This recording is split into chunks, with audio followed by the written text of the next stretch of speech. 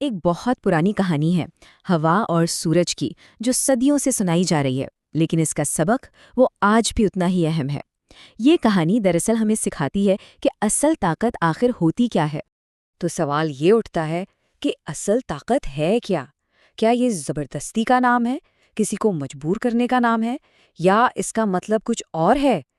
یہ کہانی ہمیں اسی سوال کے جواب کی طرف لے کر جاتی ہے۔ اس کہانی میں دو مرکزی کردار ہیں، یا یوں کہیں کہ دو طاقتیں۔ ایک طرف ہے ہوا جو زبردستی اور طاقت کی حکمت عملی اپناتی ہے، اور دوسری طرف ہے سورج جس کا طریقہ ہے نرمی سے قائل کرنا۔ اب دیکھنا یہ ہے کہ ان دونوں میں سے کون جیتتا ہے۔ تو کہانی شروع ہوتی ہے ایک بحث سے۔ ہوا اور سورج دونوں کا یہی دعویٰ ہے کہ وہ دوسرے سے زیادہ طاقتور ہیں، اور بس اسی بحث سے ایک مقابلہ شروع ہو جاتا ہے، ایک ایسا مقابلہ جو ان کی طاقت کا اصل امتحان ثابت ہوگا۔ ہوا کے نزدیک طاقت کا مطلب ہے تباہی مچانے کی صلاحیت۔ وہ بڑے فخر سے کہتی ہے، میں درختوں کو جڑ سے اکھاڑ سکتی ہوں، جہازوں کو سمندر میں دھکیل سکتی ہوں، اور بڑے بڑے طوفان لا سکتی ہوں۔ مطلب اس کا نظریہ بہت سیدھا اور آپ کہہ سکتے ہیں جارحانہ ہے۔ لیکن دوسری طرف سورج کی طاقت بالکل مختلف ہے۔ وہ خاموش ہے، نرم ہے۔ وہ کہتا ہے، میں پہاڑوں پر جمی ساری برف پگھلا سکتا ہوں، میں پوری کی پوری جھیل خشک کر سکتا ہوں، میں ایک فٹ پاتھ کو اتنا گرم کر سکتا ہوں کہ اس پر انڈا پک جائے۔ تو اس کی طاقت تباہی میں نہیں بلکہ اچھا، اسی وقت انہیں سڑک پر ایک مسافر نظر آتا ہے۔ اس نے سردی سے بچنے کے لیے ایک موٹی سی جیکٹ پہنی ہوئی ہے۔ بس ہوا فوراً ایک چیلنج رکھتی ہے، جو بھی اس آدمی کی جیکٹ اتروا دے گا وہی زیادہ طاقتور کہلائے گا۔ تو بس اب ان کی حکمت عملیوں کا اصل امتحان شروع ہونے والا ہے۔ تو سب سے پہلے دیکھتے ہیں طاقت کی حکمت عملی کو۔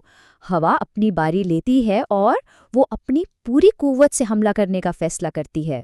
ہوا کا منصوبہ بالکل سیدھا سادہ ہے اور جارحانہ بھی۔ سب سے پہلے وہ ٹھنڈی ہوا کا ایک تیز جھونکا اس آدمی کی طرف پھینکتی ہے۔ جب اس سے کام نہیں بنتا تو وہ بارش کو برف میں بدل دیتی ہے، اور آخر میں جب وہ بالکل بے بس ہو جاتی ہے تو وہ اپنی سب سے تیز، سب سے طاقتور ہوا چلاتی ہے۔ لیکن نتیجہ کیا نکلا؟ ہوا کے پہلے ہی حملے کے جواب میں اس آدمی نے اپنی جیکٹ کی زپ اور اوپر کر لی، یعنی طاقت کا جواب مزاحمت سے ملا۔ اور جب ہوا نے اپنا حملہ مزید تیز کیا تو مسافر نے بھی اپنا دفاع اور مضبوط کر لیا۔ اس نے فوراً اپنا ہوڈ سر پر کھینچ لیا تاکہ خود کو بچا سکے۔ ہوا کی آخری سب سے طاقتور کوشش کا نتیجہ بھی بالکل الٹا نکلا۔ اس آدمی نے اپنی جیکٹ کو اور بھی اوپر کھینچ لیا، یہاں تک کہ اس کی ناک بھی ڈھک گئی۔ مطلب جتنا زیادہ دباؤ ڈالا گیا، اس نے خود کو اتنا ہی زیادہ بند کر لیا۔ آخرکار ہوا تھک ہار جاتی ہے اور اپنی شکست مان لیتی ہے۔ وہ چلاتی ہے، آف، یہ تو ناممکن ہے! اور یہیں پر یہ بات ثابت ہو جاتی ہے کہ زبردستی اور طاقت ہمیشہ کام نہیں آتی۔ اچھا، تو اب دیکھتے ہیں دوسری حکمت عملی کو، یعنی قائل کرنے کی حکمت عملی۔ اب باری ہے سورج کی، اور اس کا طریقہ بالکل مختلف ہے، بہت نرم، بہت مہربان۔ اب سورج کی باری آتی ہے۔ وہ بہت سکون سے کہتا ہے، اب میری باری۔ اس کے لہجے میں ایک عجیب سا اعتماد ہے، ہوا کی مایوسی سے بالکل مختلف۔ سورج کا طریقہ بہت دھیما اور نرم ہے۔ سب سے پہلے تو وہ اتنی روشنی بکھیرتا ہے کہ برف باری رک جاتی ہے۔ پھر وہ بہت نرمی سے اس آدمی پر چمکنا شروع کرتا ہے، اور پھر دھیرے دھیرے وہ درجہ حرارت کو اور بڑھا دیتا ہے۔ اور اس کا اثر فوراً نظر آنا شروع ہو جاتا ہے۔ جیسے ہی برف رکتی ہے اور تھوڑی گرمی محسوس ہوتی ہے، وہ آدمی اپنا ہوڈ اتار دیتا ہے۔ مطلب اب اسے کوئی خطرہ محسوس نہیں ہو رہا، تو اس نے اپنا دفاع کم کرنا شروع کر دیا ہے۔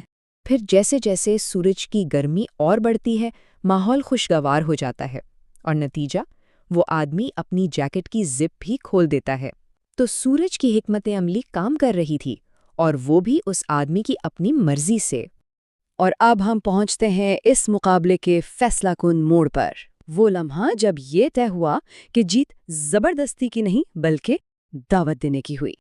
سورج کی گرمی جب ناقابل برداشت ہو جاتی ہے تو مسافر کو پسینہ آنے لگتا ہے، اور آخر کار وہ اپنی جیکٹ اتار کر ایک طرف رکھ دیتا ہے۔ مقصد پورا ہو گیا، سورج جیت چکا تھا۔ لیکن بات یہیں ختم نہیں ہوتی۔ وہ مسافر اتنے خوشگوار موسم میں گھاس پر لیٹ کر آرام کرنے لگتا ہے تو دیکھیں، سورج نے نہ صرف اپنا مقصد پورا کیا بلکہ ایک ایسا پرسکون اور خوشگوار ماحول بھی بنا دیا جس سے سب کو فائدہ ہوا۔ تو اس پوری کہانی کا اصل سبق کیا ہے؟ آئیے ذرا اس پر بات کرتے ہیں، نرمی کی طاقت پر۔ دیکھیں، اس کہانی کا سبق بہت سادہ لیکن گہرا ہے۔ وہ یہ کہ کبھی کبھی گرم جوشی اور نرمی طاقت اور زبردستی سے کہیں زیادہ کام کر جاتی ہے۔ کسی کو قائل کرنا اسے مجبور کرنے سے ہمیشہ بہتر ہوتا ہے۔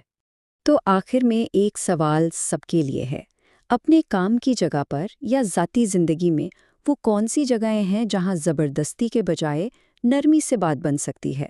سوچیے گا ضرور۔